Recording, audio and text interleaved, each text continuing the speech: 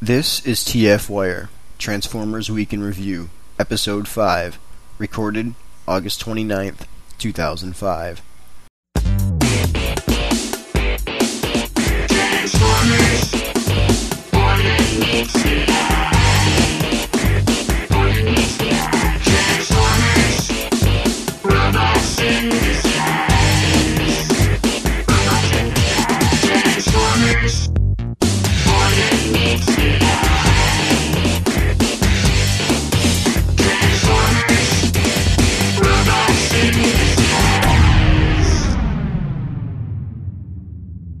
Hello and welcome to TFWIRE. I'm Awa64, your guest host, filling in for MatrixPrime, who couldn't make it this week because of severe technical difficulties. Joining me this week are our two other regular guests, Pirated TV Pro. How's everybody doing? Doing good, and D-Buster Prime. Online and ready to go. Okay, cool. So, how's everyone doing? How's your weekends? Mine wasn't bad up until about 40 minutes ago when we had recorded this entire podcast, and my feed wasn't the one who worked, so we're having to re-record it. But other than that, it's been good. We were moving into a new apartment, so getting everything out of boxes and into place always feels good. Yep. How about you guys?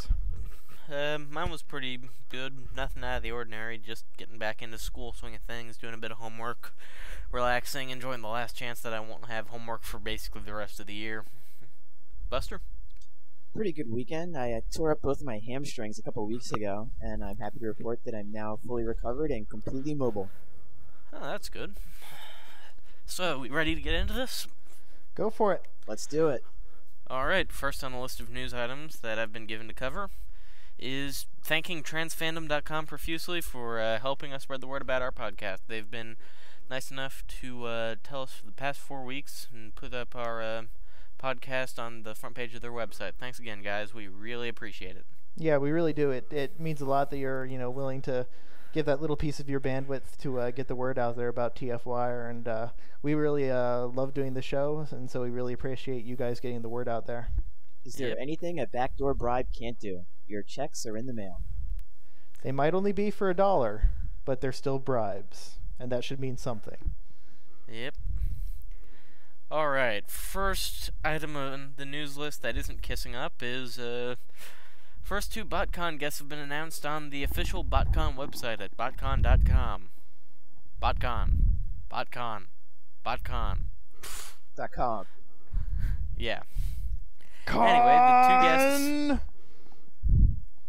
Sorry, I like Methinks William we've been hitting Shatner, the and- gears while we've been trying to do the technical accuracy parts, haven't we?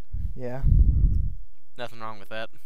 Okay, first two BotCon guests have been announced. First one is Wally Burr, voice director of Transformers, G.I. Joe, and Exo Squad, as well as a stand-in voice actor for some of the G1 great voices, including Jazz, and a few guest voices on G1 as well. And the second guest is Michael Chain, voice of G1 Hoist, Powerglide, Red Alert, Skids, and a really freaky jacket. Yeah, let's talk about that jacket, because Yes, let's. scrolling down the website, that's the most interesting thing about these two guests, in my opinion. If is the that fact jacket was a BotCon exclusive, I would go to the con. Yeah, I mean, come on, that's reason enough to go. That jacket, just yeah. The chance that he might be wearing it at a panel. Yep. But like we were saying earlier, these guys, I mean, yes, one of them was the director and one of them was, did minimal voice work, but these aren't enough to convince anyone to go, and this is just, the first announcement, so hopefully, they'll be building up like they did with the toys, starting out with the smaller ones and working their way up to the big names, Yeah. but this isn't anything to draw anyone in. Nah. And considering it's getting closer and closer to BotCon, they better have their big name soon or they aren't going to sell anyone on it soon enough for them to actually make the plans to go. I mean, who are the big names that they'd have in the store anyway? I mean, the BotCon regulars like Scott McNeil, Simon Furman, who we've already heard rumors isn't going to be going because the comic people aren't going to be sending him. Yeah, it And, sounds like IDW isn't willing to shell out the money to fly him across the lake. So It's a shame, but maybe that means they won't go under like Dreamwave did and Yeah. steal all the artists' money. Yeah, no one's spending money on first-class flights. Or Porsches, yeah. Needless to say, but come on, the jacket is reason enough to go to BotCon. yeah. Maybe they're holding out for a surprise announcement about our beloved man behind Beast Machines. It's possible. Well, I mean, really, And also that they're opening up a firing range next door to the hotel. they're going to start out small and then work Yeah. their way up, just like they did with the toys. Hoping that that they'll be able to get some people who will go because of these two guys, and then the next two will be a step above them, and hopefully a little bit more people will sign up. And then when they throw out Pat Lee is going to be there in a dunking booth, everyone's going to sign up. Yep. So, but truthfully, these guys, they're not really that much. Yeah. Any idea when they might announce the next ones? I think Speculation? I think they were saying that it was weekly, right? That It's already been a week. oh, that's true. It was announced last Monday, so Yep. maybe after we get off the podcast, it's going to be announced, and we can talk about it, a week later. Yeah. I checked after we finished the first attempt, and they still didn't have anything. Yeah. So Maybe they're keeping it a big secret, or they're holding off until they manage to get confirmation on their last big guess. well, see that would be a problem if they they give the fans confirmation that someone's going to show up and they don't. Yeah. That's probably their worst fear. Yep. So hopefully they're keeping their cards close to their chest, trying to play their cards straight like they did with all the toys. And they did you might say you have something to say against the toys, but they did a good job with the reveal, especially with the packaging and everything at the last Yeah. minute with the artwork and everything. It made for a good presentation. So They did a great job. Maybe they're waiting for Welker or something. only we can hope.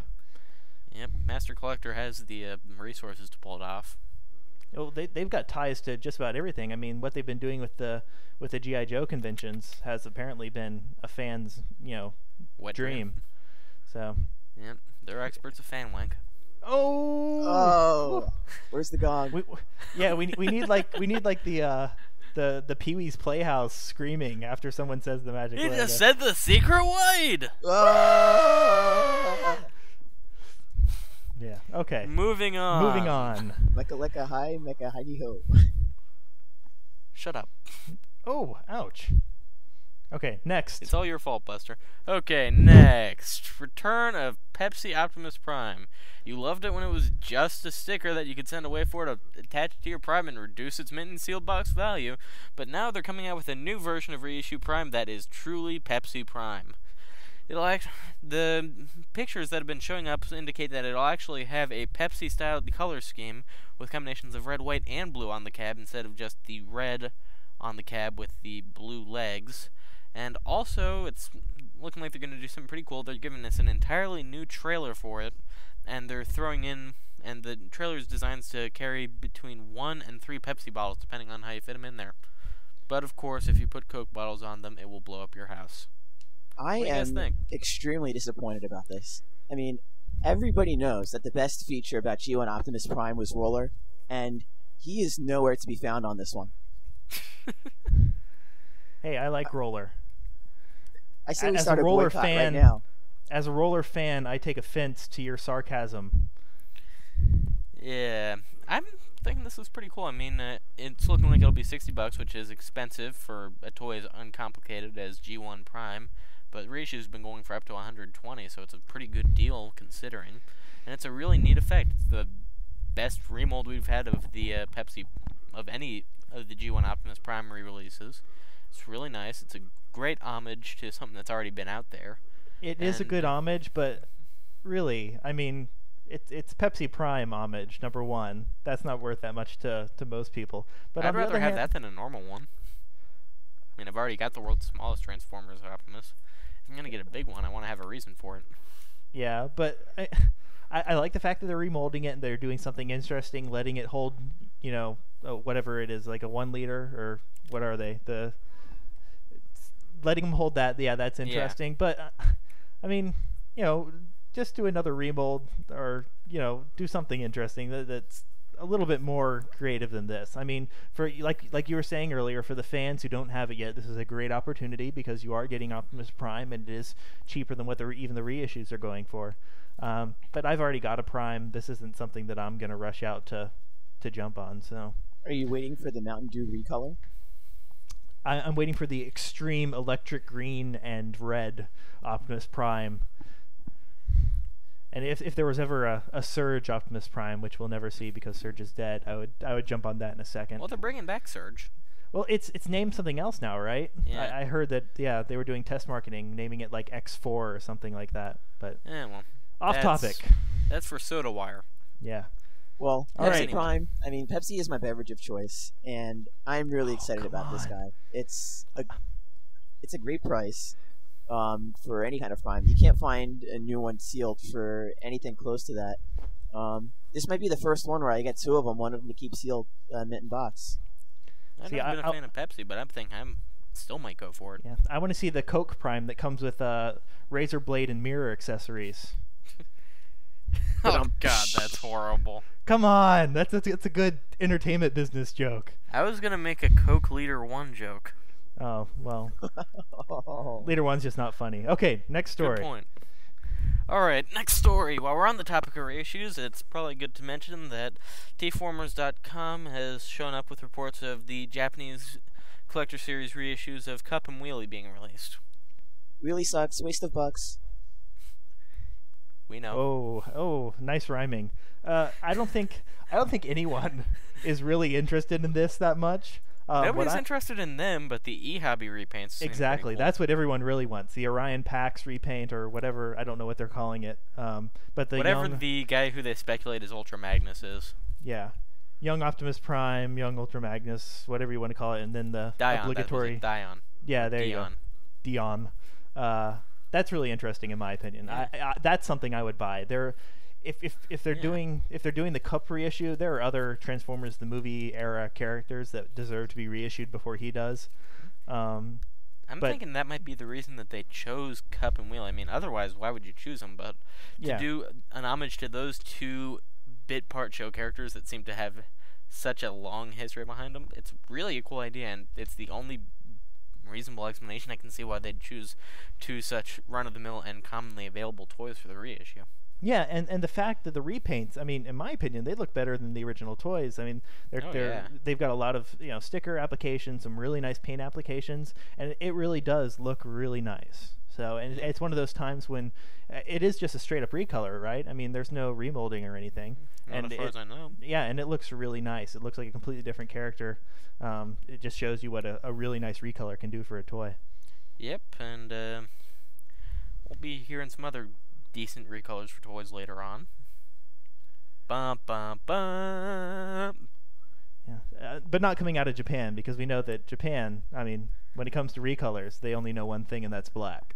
Yes, So. the David Willis Wheel O repaints. Yeah, either black or Fire Guts or like was it Special Crystal. Black.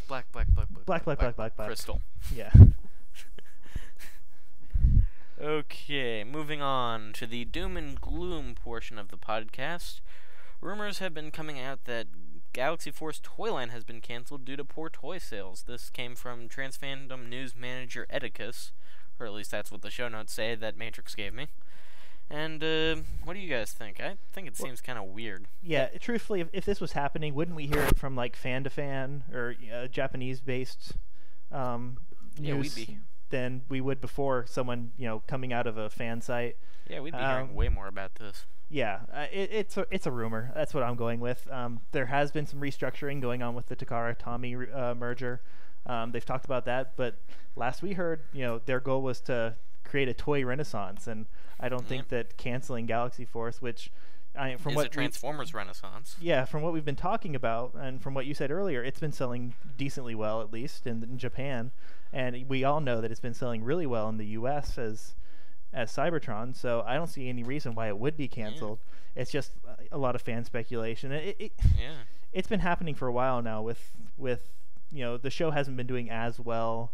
The toy line hasn't been doing as well, but like we said last show, Japan's been going through a depression, so that's something you can expect. And even with the depression, the Galaxy Force toys are doing really well.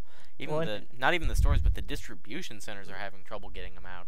Yeah, and Hasbro has selling so well. Hasbro has been getting behind it, and the fact that you have Hasbro and Takara splitting the costs on the molds, the show, just about everything, that should really increase the chance that we have of everything sticking around for a while. So Yeah. Yeah, I really don't think this line is going anywhere without making its full course. But even if for some reason it does mysteriously drop off, we already got the Soundwave inbox pictures this week, and that puts me in a happy place. I mean, if it ended right there, what a great way to go. I mean, Killer Condor is hot. Oh yeah. And that brings us to our next topic. more With gloom Galaxy and, 4 successfully debunked, more doom and gloom rumors. Cybertron, we know, is being pulled off of Cartoon Network starting September 24th due to an Animation Insider report on the upcoming Toonami lineup. They're giving our time slot to Duel Masters, people. Duel frickin' Masters. Well, okay, it says that it's being taken off of Toonami. Toonami. Is there any chance that it might be getting put on Maguzi or on any of the Saturday night lineups? I mean, No mention of that there. It might be, but we don't know. Of course, it could always go back to that dreaded 6 a.m. spot that Energon and Armada ended up in. did Armada end up there? I'm sure it did at some point. Oh, the yeah, thing it is did. about They were rerunning it during Energon, though. yeah, the thing is about having it on a cable station like Cartoon Network is you can deal with having it have lower ratings, which is what I think Hasbro was dealing with before. It has lower ratings, but they can still get decent rates advertising on it. And that's just one of the things you have to deal with as a cable provider. But like we were talking about earlier, there could be any number of things that are just causing this delay. Maybe they got a late start on writing the series, and now they're having to do a lot of voice work. Matrix, even though he's not here, said earlier that for whatever reason, David Kay's Fox News contract might have Fox slowed Sports them down. deal might have slowed them down for some reason. If that took precedent for him for whatever reason. So there could be any number of reasons. I really don't see this dropping off and not coming back. It would be a shame if it did, because it's been such a good job on the dub. Well, yeah. Aside from a glitch here and a glitch there, it's been a better job dubbing it than we've had in any of the past series, and it's just as entertaining as the Galaxy Force version, a bit more in some cases. I don't see them getting rid of it, especially with the fact that you've got a DVD that's been confirmed. It's on Amazon. That's going to be coming out that has at least the first 2 episodes on it. Why would they be putting out a series that is going to get dumped on DVD? I mean, it might drop off, not be on Toonami for a while, but I don't see any reason why it won't come back. Okay. Buster, any thoughts? I don't know. I mean, Galaxy Force and Cybertron are a big improvement over Armada and Energon. But objectively, like, taking out the whole Transformers fandom aspect out of looking at the show, compared to like the other great shows on Toonami and Cartoon Network, Cybertron just doesn't really hold up. And I wouldn't be surprised if low ratings could have been a factor in why it was pulled off at Toonami. Yeah, you're right. It's no Justice League Unlimited, which I know that there might be a decent overlap between comic book fans and Transformers fans out there listening, so they will be showing 2 new Justice League episodes on the same day that they're ripping Cybertron off, so you have at least one thing to look forward to. Yeah, the show's been doing really well, and they're doing a good job. We talked a little bit about this earlier on the first try at recording, that the voice acting they're doing a really good job, and the story translating, they're doing a good job. It just for whatever reason, it's not appealing to the masses like Beast Wars or Beast Machines did. It can't hold that type of audience anymore for whatever reason. So maybe it's the writing. I mean, it kind of seems like Weave doesn't do quite as good of a job of pulling everything together. Yeah, well, we were talking, a couple weeks ago, talking about Sigma 6 and how it was going to be written by, the U.S. and animated by Gonzo, and there was such great hope for it. And D-Buster, what do you think? You saw it this Saturday morning, right? I thought the action choreography was very exciting, riveting, but there was maybe like 2 seconds of plot. But I mean, the animation is very nice, and the animation is really good on Galaxy Force Cybertron. It's just the storyline that needs a little bit of work. I mean, there's a really great overarching storyline, but where the show could really use some improvement is telling smaller stories within each episode. I think I know why Beast Wars excelled at that so much, though. If you look at the writer credits, just about everybody who wrote an episode for Beast Wars had a Babylon 5 writing credit in their resume too, and a few of them had Star Trek writing credits too. Well, and it was written also like a sci-fi show instead of a kids show. Yeah, exactly. That's what I was going to say. It had a story arc that was planned out beforehand. You had story editors who were on hand to make sure that it told the overarching story, that they were working through it. And yeah, it was treated as a sci-fi story that just had to do with Transformers, which, you know, we're getting kind of, but it seems now it's not really aimed at sci-fi. It's more of, you know, a kid's cartoon with sci-fi overtones that is, you know, all surrounded by Transformers. So I don't know. Like we said, Hasbro's constantly said that Transformers is one of their best-selling toy lines. We don't know about the ratings. If it was on, you know, a major network, we'd be able to tell a little bit easier. So it's just something we're going to have to wait and see. Hopefully it'll come back. We know right now that it's not, but I mean, at least we'll see what Galaxy Force has put out. And what do you guys think? If Galaxy Force does end, and Hasbro pulls the plug on this, do you think that Hasbro is going to continue on with I mean, they've got to do a show to support the toy line, right? I mean, they have to, especially with the movie coming out. I think regardless of whatever happens with Cybertron Galaxy Force and the next line that follows it, when the movie comes out, there's going to be something completely fresh to go along with that. And whatever that new thing is, I can almost guarantee it's going to be something great. Well, I have no way to guarantee that, but I can just see that coming. Well, they've been trying to do a lot of cartoon tie-ins for a lot of the new superhero movies. I mean, they did it with Spider-Man. Something fell through on Fantastic Four. I think they're trying for something on Iron Man, although I haven't heard anything about a movie for him. Well, yeah, Fantastic Four, that was at the trade show, so that should be coming out, you know, sometime soon. Yeah. But yeah, the Batman was specifically put into production because of Batman Begins coming out. So was it really? Yeah, that's what I've heard, is that was the main reason why it got greenlighted, was the fact that they knew that they would have a movie coming out. The movie coming out, that would be a big push for that, and the Batman hasn't been performing as well as they were hoping. But fans are pissed off about the Bat embargo. Yeah, but that's another story. Yeah, so I don't know. Speaking of the Batman, though, I was watching an episode of Batman the Animated Series a few days ago, and a few things caught my eye. It was a repeat, as every episode is at this point, but it was an episode called His Silicon Soul, and normally I wouldn't have paid attention to that kind of stuff, but writing credit was Bob Skier. See, as different as it is for most of the Transformers fans, I love Bob Skier. I think that he did some of the best writing for Transformers. Wait, I'm not sure if it was Bob Skier or not. I think it might have been, oh god, the Bob who worked on Forward Beast Wars. Or Detilo. His Silicon Soul, wasn't that the one where the supercomputer transformed into a giant robot? No, that was the one where they made a robot duplicate. But anyway, the other reason that caught my eye was the Transformers-related writer, plus opening scroll-in, bunch of thieves breaking into Cybertron warehouse. Well, see, there you go. Yep. Anyway, Moving on. Moving on. I remember from the last podcast, while we were trying to fill time up to 30 minutes, we all talked about Transformers we'd gotten. Any thoughts on the new guys you just picked up? Or? Well, you guys just picked up stuff from Cybertron, so why don't you talk about that, and then I'll talk about Alternator Swerve. Okay. Well, I picked up Red Alert and Override. Red Alert, a couple people I've seen on the boards have been griping about how he's shorter than all the other deluxes. Don't worry about it at all. This is hands down one of the best figures in the line, if not one of the best figures out of Transformers ever. He's just I'm really looking really forward that to good. getting him. He has a really fun transformation. The way the leg halves come together, and then the accessories hidden under his hood. It's just all gravy. Oh yeah, it's all gravy. Override, not so much. It has an interesting style in vehicle and robot mode.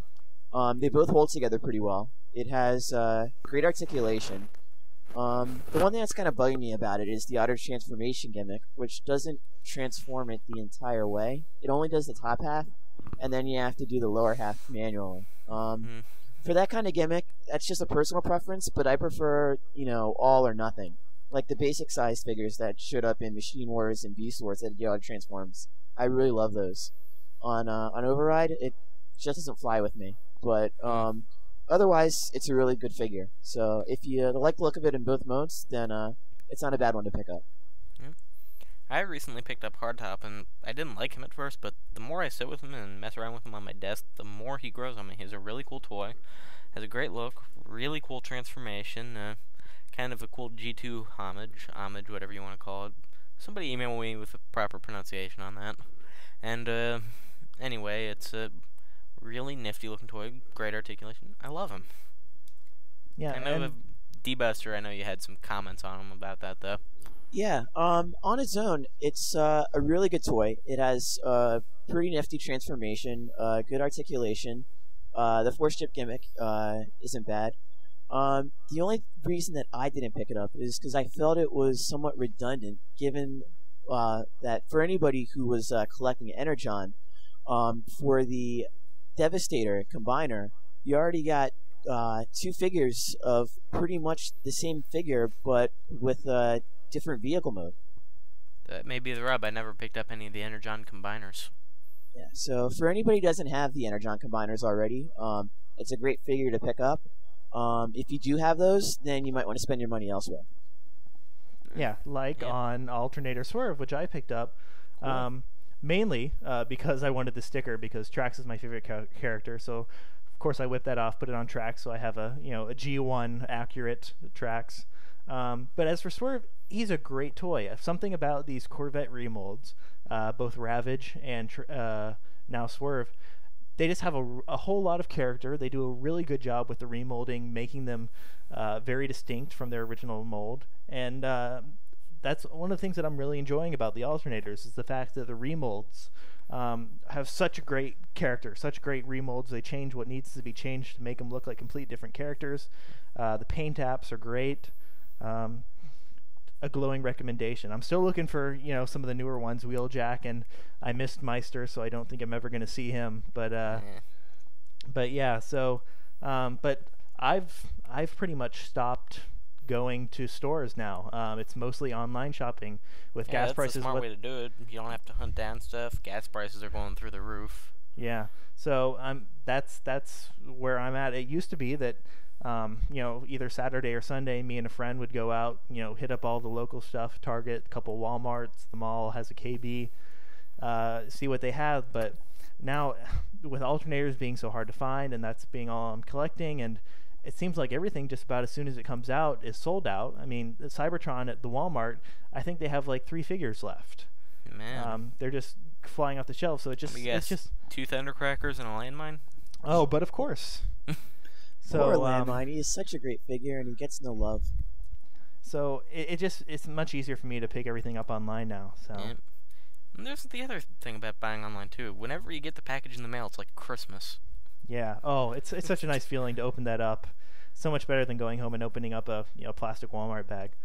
Matrix was telling us that he just got the Legends of Cybertron Wave 1, and he's really enjoying those. That's something that I'm looking forward to. I really want to get my hands on one of those.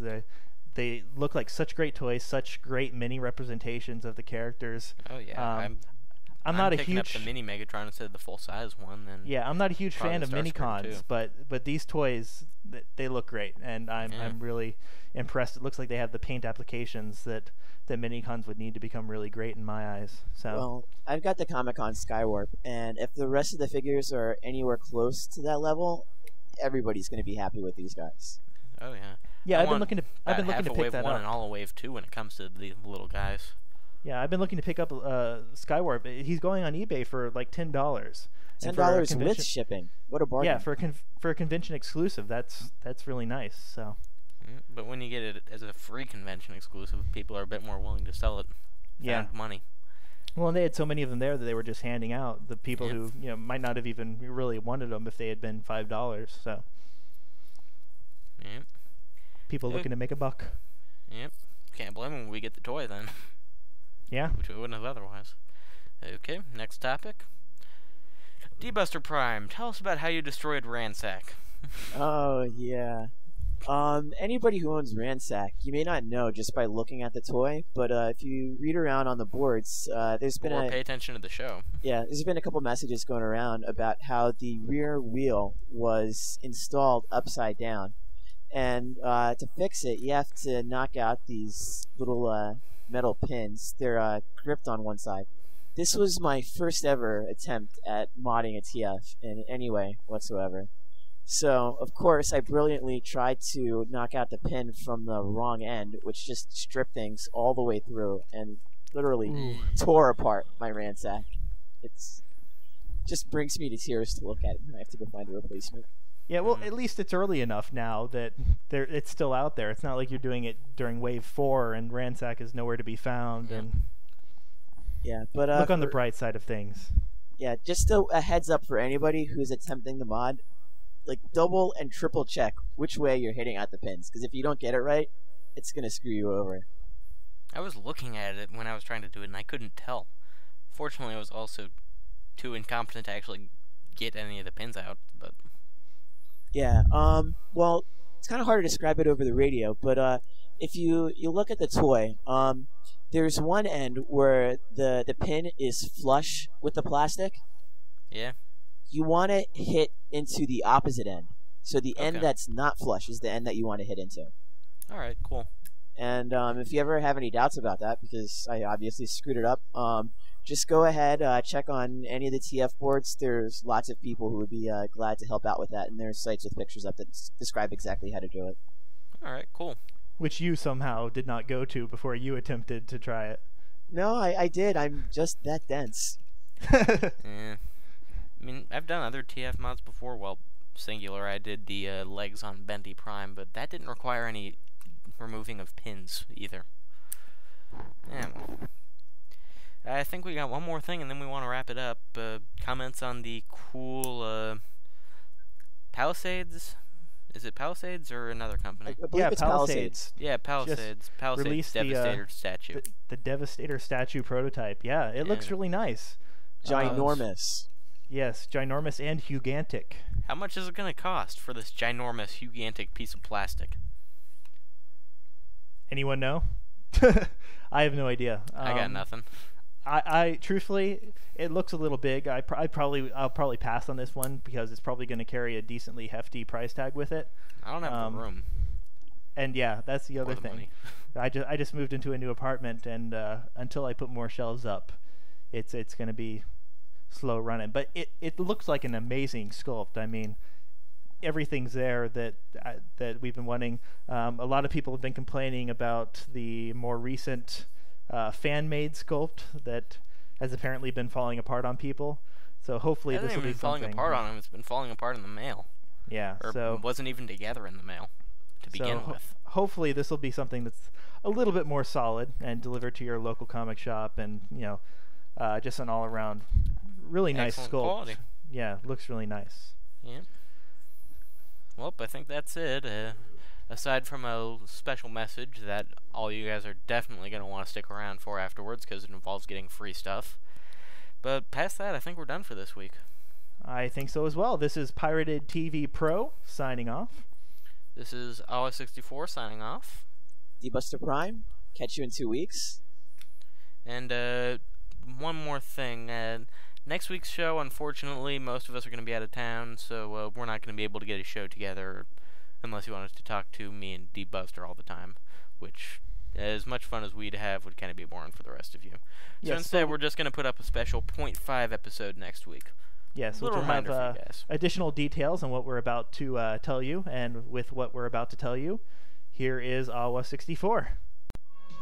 Hey there, this is Awa64 of TFWIRE, and I'd like to speak to you about a subject near and dear to my heart. Free stuff! That's right, SuckaKid.com has been kind enough to give us a full set of the Legends of Cybertron Wave 1 toys for the purpose of giving away to one of you. But random drawings aren't fun. We know you've all played Armchair Hasbro employee at one time or another, and we want to hear what you've come up with. You've got 150 words to tell us your best idea for a straight repaint of an existing toy. Send it to us with your name at tfwire@gmail.com by midnight Eastern Standard Time on September 8th. We'll choose the winner and announce who won, and the winning idea, of course, on the September 11th show. And only one entry per person. If you've got 2 ideas, choose which one you like better. Don't send them both, okay? That'd be cheating. Good luck.